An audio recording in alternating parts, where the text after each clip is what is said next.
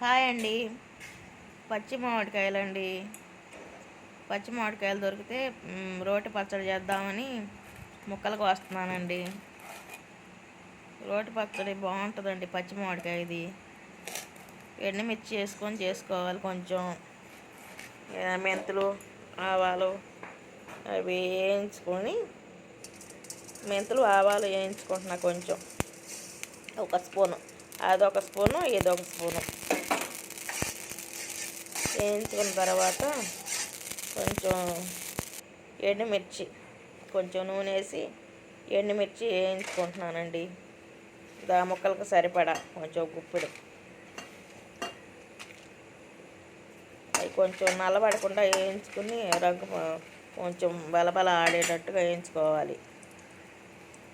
వేగి వాసన వస్తలే రోట్లో అదరా దంచుతున్నానండి బండతో. వర్షం వస్తుంది.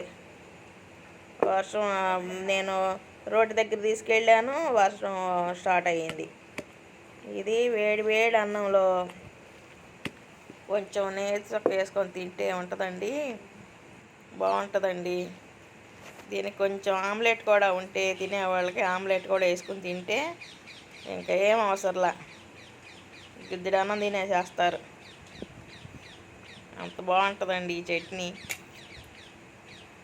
ఉప్పు, చిన్నులపాయ, జీలకర్ర కొంచెం వేసానండి సరిపడా.